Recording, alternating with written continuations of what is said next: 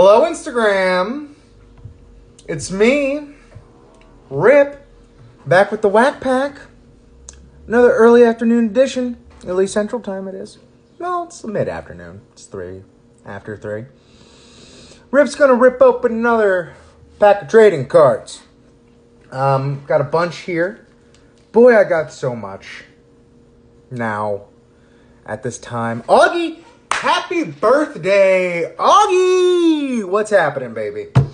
Hope you're getting up to some fun stuff that you can here. Augie, it's your birthday. Let me know what I should open up today. Should I open up football cards? Should I open up baseball cards? Should I open up wrestling cards? We also got Mullet here on the Podswoggle. Let's see if we can get him on here. You let me know. It's your birthday. I have Ninja Turtle cards. I have Ghostbuster cards. Let me know. Mullet on the line. How's it going, buddy? What's up? I don't know how this works. Dude, this is exactly how it works, man. Augie, I don't have hockey cards. I'm sorry. If you want to send me some, I'll open them up. I just opened those hockey cards. You opened up hockey cards? Yeah, that was remember when we watched Cats on Saturday, and I had like a random pair of like 1991 hockey cards. I thought you were there. That night's hazy. Yeah. Koof's over here opened some Hasbros. I don't have any Hasbros to open, but stick around. There might be something special coming up. All right, Augie, pick a year. 1990, 1991. That's it. God, he was so much older than both of us during both those years. Yeah, absolutely. I got Pro Set. I got Score. I got Fleer. I got Pacific. What else do I got? Yeah. He said 90. 90? All right. Mullet, Pro Set or Score? Oh, I gotta go Score, baby. Score. What's the score? You were Score 7. You were 3, Augie. 7. All right, cool. This is 1990 Series 2 Score NFL football. I could possibly win a trip to Super Bowl 25 with Hall of Famer Franco Harris. No purchase necessary. Franco Harris will force you to purchase something, though. Franco Harris. Hey, man, can you buy me some coffee? All right. Right out the gate, I'm happy. I'm happy with this. I don't remember this player. Farrell Edmonds from your Miami Dolphins. I was going to say, Dolphins player. Yeah, this was his second year here. Here we have Boo, our rivals, the New York Jets, Johnny Hector. I thought the guy's name was Boo, our rivals. Boo, our rivals. Boo, our rivals. Boo, our rivals. Oh, yeah, we have some little fun facts on the back here. Hey, Mullet, did you know Farrell, who combines deceptive speed, 40 and 4.6, and great strength, makes an imposing target over the middle? Well, now I do. Merrill Hodge. Thank you very much. Johnny Hector is a strong inside runner who is dangerous on short yardage and goal line plays. That means he's slow and fat. Yep. All right, who we got? Let's go back to Florida with the Tampa Bay Buccaneers. Your punter, Chris Moore, Jay's brother, obviously. Spelled the same way? Yeah, it has to be. Yep. Chris was kept very busy in 1989 as a rookie punter. That's just the first line. The story goes on and on. Bucks sucked up the entire 90s. Hey, Danielle, my cousin, joining the live stream here.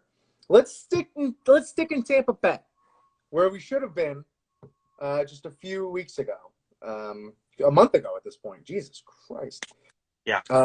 Randy Grimes, center for the Bucks. He has no stats, so I'm assuming this is a rookie card, but they just didn't bother to put it there. Check for value. Hard-nosed and hard-working, Randy has steadily improved over the years to become one of the league's outstanding. Okay, so he's been over the years. One of the league's outstanding centers. I was going to say, sounds like a dipshit. Yep. For the San Francisco 49ers, I paid top dollar for a Connor Barth card. If I come across one, I'll just send it to you, man. Larry Roberts, defensive end, San Francisco 49ers. Larry came on strong in 89 and shared time with starter Pierce Holt at left end. Sounds like a law firm. Roberts, Pierce, and Holt. Yep. Ron Holmes. Do you remember Ron Holmes for the Denver Broncos? Of course. Of course. Of course. Ron gave the Broncos a talented pass rusher when they obtained him from, guess who? The Buccaneers. In September '89. This is a very Tampa Bay Bucks heavy pack right here. The guy probably hates orange and like just can't get away from it. All right, this next card is like the reason I'm doing this shit right here.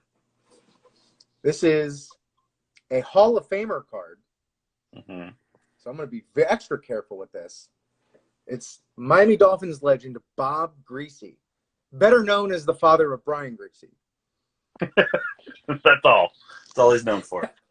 As the leader of the Dolphins' ball control offense for 14 years, 67 to 1980, Bob took the team to 3 AFC titles and 2 Super Bowl victories. Paid for it right there. You're happy. Look at him just wearing fucking glasses. He looks like the nerd that was forced to join a football team in every 90s kids movie. And then is just amazing, naturally. Yeah, exactly. Are sports cards worth anything these days? Probably not. Can't imagine. Nope. But that's why, like, you can pick these up for cheap and just fucking open them up and do whatever. Unless you get, like, the rare signed inserts or anything like that, they're worth diddly. Yeah, I feel like especially this era of sports cards as well. So mass-produced. Yeah. But there's a good documentary, I think it's on, like, Amazon Prime, called, like, Jack of All Trades or something. It's specifically about a guy, and I could be wrong, who, like, invested in, like, all these cards back then and is, like worth nothing. And, like, is, like, trying to figure out, like, why cards, like, went down the shitter this era. I have so many boxes of baseball, basketball, football, a few hockey cards that I just, like, my dad left me. He didn't die. He just left. When he left the house, he left the cards. Sorry. And like, there's good shit in there. And like, I came across some really interesting, like, comic book styled, like, Larry Bird and Michael Jordan and Magic Johnson cards that are, like, very fucking cool. And I don't know if they're not worth anything, they're really cool, like, pieces. There's certain guys that are always going to be valuable. Like, there always are. But for the most part, like, they made those harder to get in the first place. So then you're stuck with a box of Tariq Abdul-Wahads or whatever, you know? Well, you know how I received a lot of these cards was through the Alfonso Mail character. Not carrier. Character. Big and tough. Alonzo helped beef up the Broncos defense in 1989 after signing as a Plan B free agent. A Plan B free agent? That doesn't sound good. He's either dead or a bouncer now. Koof's Toys 21 still has some Topps baseball cards unopened with the gum in there. There was a big push yesterday on the stream for me to eat the gum from the Ninja Turtle pack. And I might, from 1986, that's interesting. I might do a fundraiser, and if it reaches like $500 or something like that, I'll eat the fucking gum. Oh, I won't share what I did a long time ago then. Go ahead. What'd you do? I got a pack of Little Shop of Horrors, a couple packs of Little Shop of Horrors cards from a comic book store. And just for no money and for nobody on no camera whatsoever, I just ate it. And it sucked. It was horrible. So that's shit you're prone to do, though. Yeah, that was like years ago, though. That was years I'd ago. like to welcome to the IG Live suit just for you. Arizona Cardinals running back Tony Jordan. Tony Jordan, that's just for you. Tony, who has an upright running style, I'll add this, made famous by Eric Dickerson. Of course. Came back in 1989 from a stress fracture of the lower back that limited him to 9 games as a rookie in 1988. So he came back from a broken back. Well, that's just impressive as it is. Tone. Tony Jordan. Just gonna do Bermanisms for the rest of the pack. Please, if you are so inspired. I'll do my best. Yeah. Anything for Mike Wilker, outside linebackers for the Los Angeles Rams? Isn't it funny how things just come back around? Time is a flat circle. Time will he or will he cur? That's all I got. Old Garbage Pail Kids, I believe, is what Coos was referencing there. Did you ever have any Garbage Pail Kid cards? The only Garbage Pail Kids cards I ever had, I was given to them by Brian Jager at the Gainesville Improv Festival, like in 2008.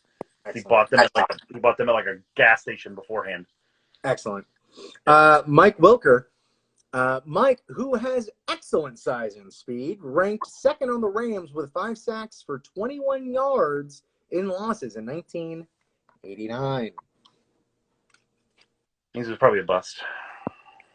Also a bust, Darian Connor, inside linebacker. This is a rookie card. Oh. Yeah.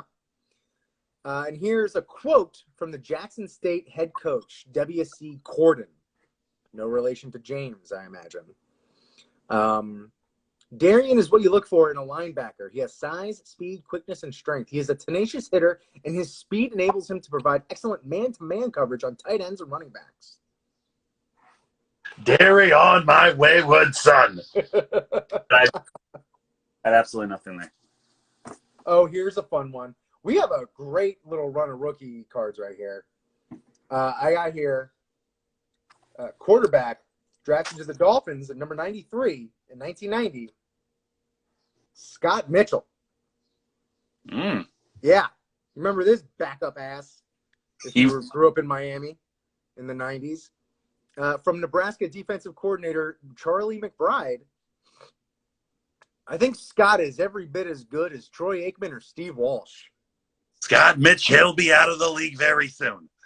He just might be the best college quarterback I've seen since John Elway. Well, that guy's blind. Our last rookie card that I see for the foreseeable future, tight end, drafted by the Saints at 125. Suit, this is on you. Charles Arbuckle. Give it to me. Charles Arbuckle is safely tightened. I'm shocked you didn't go with the Garfield reference. So am I. UCLA coach Terry Donahue.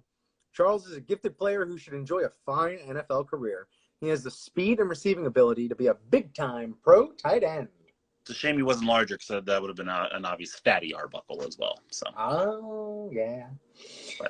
Next for the Pittsburgh Steelers, Gerald Williams, nose tackle. Another suit. Another should make Suit happy. That could be his uncle, his brother, or it could be one of 9 other Million Williams. For the second season in a row, Gerald led the Steeler defensive line with 54 tackles. All right, here we have our penultimate card here. Another Los Angeles Ram, Cleveland Gary. I love it when a name sounds backwards. Sounds like a Donnell Rawlings Gary character. Cleveland? It sounds like a Donnell Rawlings character on Chappelle's show. That's Cleveland Gary over there. Playing behind Greg Bell as a rookie in '89 did not give Cleveland many chances to carry the ball. Poor Cleveland. That's sad. I love it when the first sentence of their little bio is just sad. Mm-hmm. I forget how many O-line and D names come up in football packs. Yeah. This is our last card, a cornerback for your Minnesota Vikings. Ooh. Do you remember, Mullet, Reggie Rutland? I sure don't, but I love the alliteration. Well, you might remember Reggie. He came along fast as a cornerback in '89 after becoming a starter midway through the '88 season. Probably. And that, wow, look at that. It started with my favorite team, ended with your favorite team. Hey. Well, that is the Score 1990 pack. I'll probably separate out the rookies and whatnot, special ones from there. One of the real reasons you're on this feed is our little bonus. Had some wrestling figure delivery drama yesterday. Some heartburn, if you will. I was convinced I was experiencing figure karma. And I was crying like a baby about it. As I would as well. I would be apoplectic. And then a big old fat dose of perspective came in, and I'd like to go ahead and dedicate this stream to our good friend, Michael Whitten. He's in the hospital now. He had an appendectomy in the wee hours of the morning. Hope you're feeling better. Thoughts are with you and Brittany, and feel better. It's quite big of me to think you're watching this in your hospital bed. But yeah, shouts to Whitten, member of the Swoggle Squad, Pod Swoggle, which is ending soon. So get into it now. You can get through all 490 some episodes in the next 5 weeks, I think. Yeah. So I placed an order. Mullet and I just this week actually recorded a big wrestling figure podcast. When is that going to be dropping? This week? Next week? Next week. It'll be dropping next Thursday. Next Friday. Great. And ever since this whole thing went down, been buying a lot of wrestling action figures. Other action figures as well, but mostly wrestling. Yes. And I'm been more proponent of, not proponent, but just been more susceptible to the Hasbro, the smaller figures with a lot more, with any action. But Mullet grew up on LJNs, the first wrestling figures made. I have so many behind me I'm ready to grab. And I just recently bought my first one, which is Captain Lou Albano, which I posted on my Instagram. Check it out. This is kind of a cool snippet of a story. I go into it in more detail on the podcast next week. But I bought from at Toy Vomit, give them a shout on Instagram, a bunch of LJNs because I'm doing it. I'm doing the thing. I'm so proud. I'm growing up, man. So I got the tracking notification. Let me just make this short. Got the tracking notification saying it was delivered. I went downstairs, ran downstairs to get my sweet new package. Was not there. So I'm like, okay, maybe I see the mail truck from the window. Maybe they're just they marked it as delivered and they're going to bring it up in a second. They don't. I see the van driving off. I run down the street. Keywords, I run. I don't run. Never hustle. Never. Never hustle. Always sit. And catch up with the mail carrier. They're calling into the office and they're thinking it might be at this other address, and they're going all around. They're hustling, thank goodness. They give me a number to call in the morning. I do. Talk to people there. And then during lunch, I go to pick up my delivery order. And outside of one of the vestibules where it wasn't the night before, is this package that has been opened a little bit right here. And I saw a little something peeking out. So, but it's still pretty sealed on the other side, so everything still should be intact. But here we are. I'm just going to go ahead and angle this down a little bit. But yeah, so here I am opening this sucker up. And then Koofs, I'm going to grab as Rich is unveiling, because if I'm not mistaken, I believe I have everything that is in that box right behind me on my on one of my many bookshelves. So we'll do that as we go. And then if I have time before my daughter, I will quickly give you a 30-second room tour. Well, this is very cool. So a couple of them came with the cards. Ooh! Ooh! So little spoilers of what's coming up. No posters? No posters. Just cards? Yeah, that's still hell yeah. And Don Morocco. Mm. Yeah. This is what I saw peeking out when I was walking by. I'm like, okay. Bubble wrap. Bubble wrap. All right. We saw them before. And, oof, with the accessory Mullet. Yeah. Junkyard Dog. With the you chain. got the gray one. Oh, the black and gray. I don't have the full accessory on mine. Got the decals all down. Well, that's a little rough. Oh, no, JY Dog. Yeah, the decals are in great shape. Yeah, that's a nice one. Let me Those see look yours. great. There's mine. I don't have the chain. I just have the black. I thought I had the red one for some reason. Collar. Yeah. All right. JYD. Woof. Loving that. Loving that. And now a tag team coming out here. We got the British Bulldogs. Yes, I love those. These are all in incredible shape. Like the eyebrows are coming off a little bit, but everything else is fucking immaculate.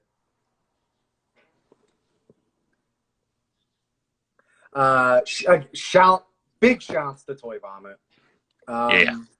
As I mentioned on the podcast, I never owned these when I was a kid, so getting these when I did a couple of years ago was like a big moment in my life, as well something else that's in this box. Oh my, red is rarer, Koof's Toy is saying. Yeah, the red. Yeah, I don't know why I thought I had that one. I think I just saw it somewhere. The red JYD, that is? Yeah, the red chain. Yeah, the red collar. Oh, the red collar. Okay. Yeah. What do we got next? More bubble wrap. Also spoiled from the cards. You got the magnificent Don Morocco, The Rock. Looks like Mullet is lagging first. There you are. You're back. Yeah, got Don The Rock Morocco. Great. My wife keeps. Is this of all the LJN figures like the closest to their actual face? Look at that. Look at that face. Look at that mug. It's pretty. Let me see it's your the mug. Yeah, you got the full.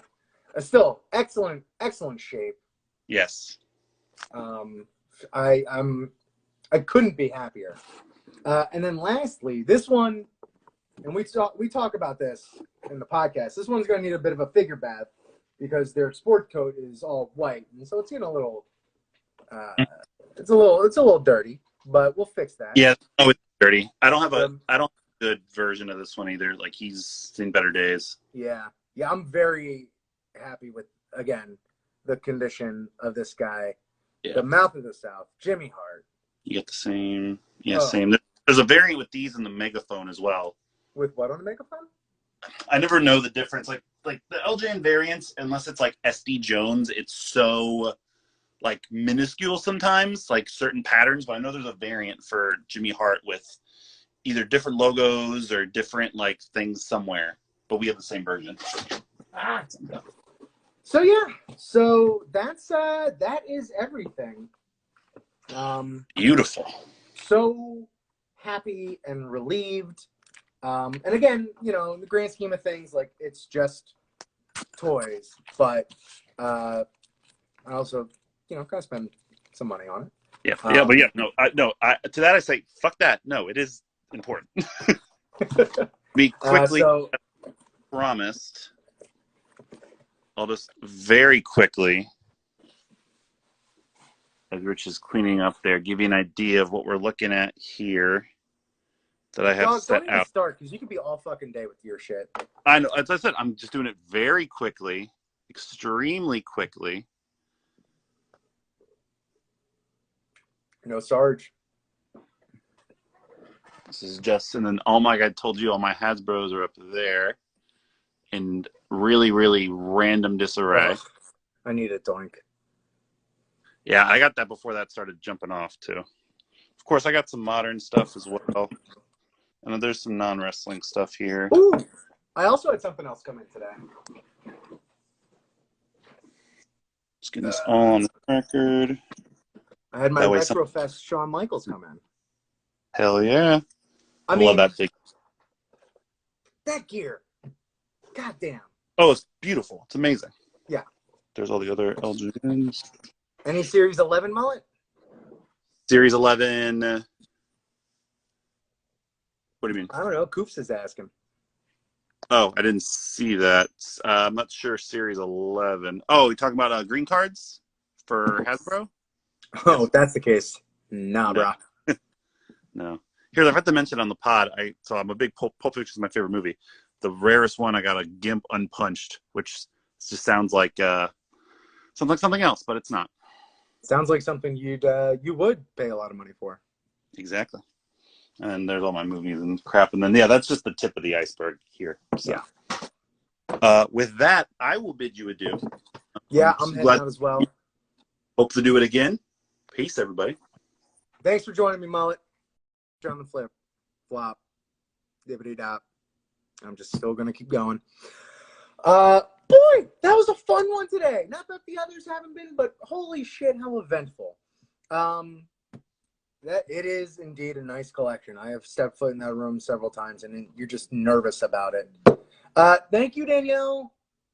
Sending my love. Hope you and the family are kicking ass. Wish I could have. I was supposed to make a trip down in April. I was gonna try and catch up with y'all. Obviously, it's not gonna happen. So hopefully, it happens soon. Thanks again for watching this episode of the Wack Pack. Stay safe out there. Stay sane. Open some cards. Collect some figures. And come back next time, tomorrow, when rips open another pack of trading cards.